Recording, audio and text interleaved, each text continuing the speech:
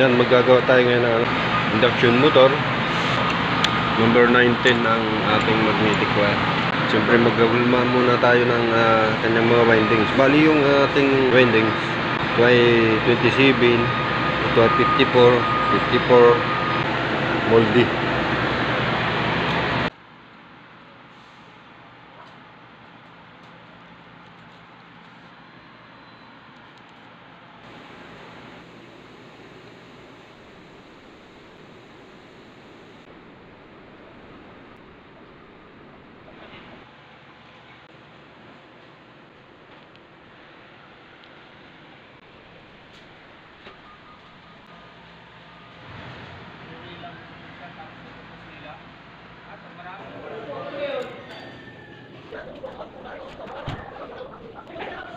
So yan, ito na yung ating nire-rewind na induction motor. Ang naikabit na natin na magnetic wire ay yung U1, U2, U3, U4 at B1, B2, B3, B4.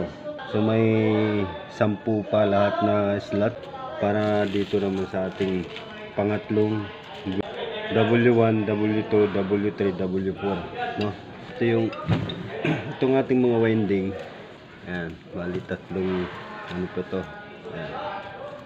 Itong isa, yung 1 to 16, 27 lang po ang bilang po natin dito. Ito ay 54, ganun din ito 54. So bali ito magiging W1. Yung dulo niya W2, no? Dahil itong motor na to ay double delta. So meron siyang tulad nito W1, W2. Yung isa naman W3, W4. So ganun pa rin yung ating direksyon. Yan, nakaganyan siya. Ayan.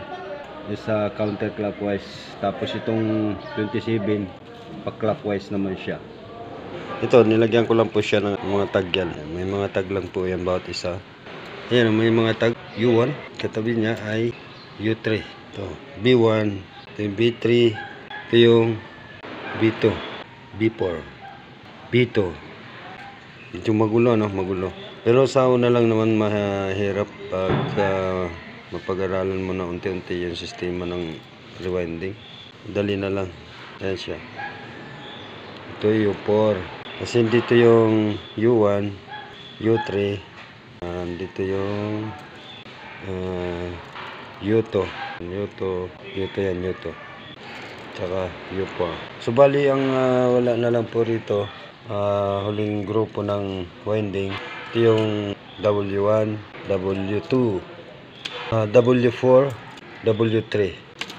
Yan. Yung design, ginanyan ko lang po para at least hindi gaano nakakalito.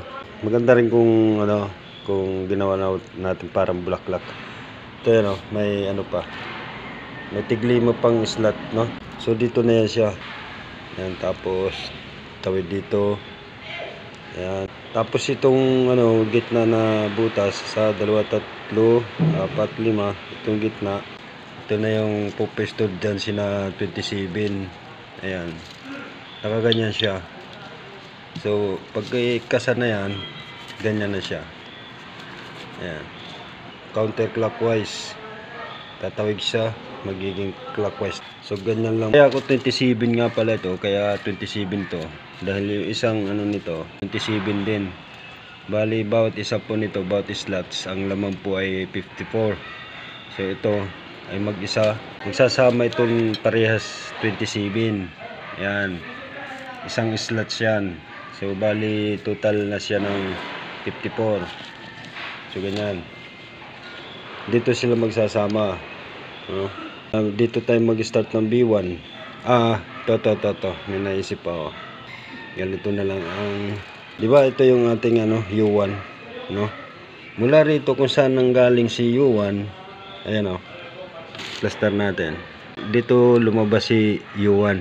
Tama ba? Dito. Ito itong butas nito. Mula rito 1, 2, 3, 4, 5, 6, 7, 8, 9, 10, 11. So dito ang puno ni B1.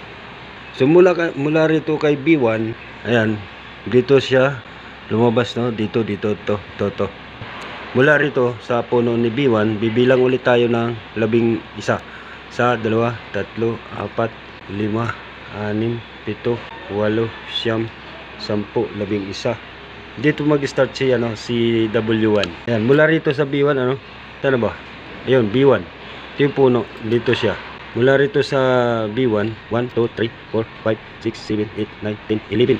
So dito mag-start si W1. Ito. So ganyan lang po ang ating pagkakasa sa mga windings po nito. So kinulot ko lang siya para pumasok sa gilid, para hindi magagasgas. Bali hindi ito natapos nung araw ng Sabado.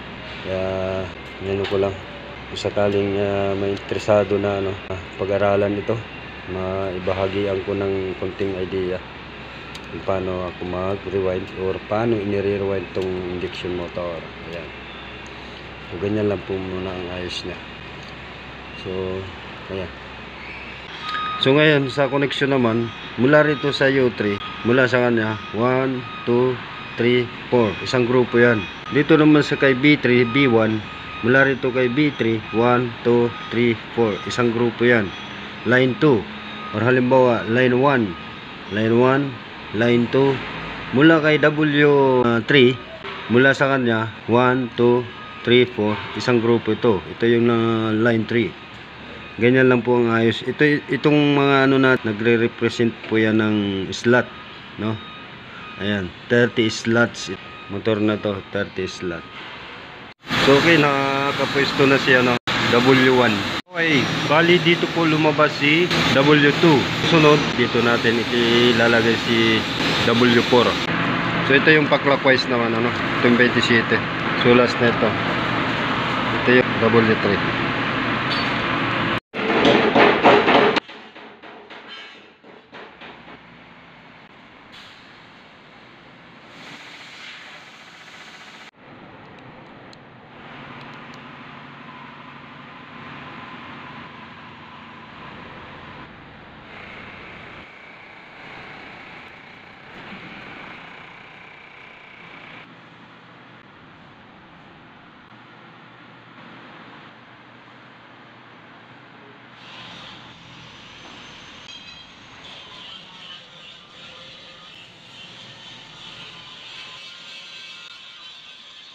Okay, may ginawa po tayo rito diagram. Itong diagram na ating ginawa ay naka-base po lamang ito sa ating personal po na karanasan. Naka ito yung marking ng ating holder sa ating mga terminals.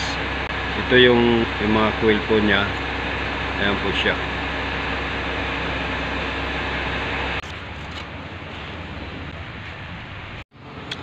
Ayan, bali parallel connection po yan. U1, U2, U4, U3, B1, B2, B4, B3, W1, W2, W4, W3. Ayan. Pa counterclockwise at saka clockwise.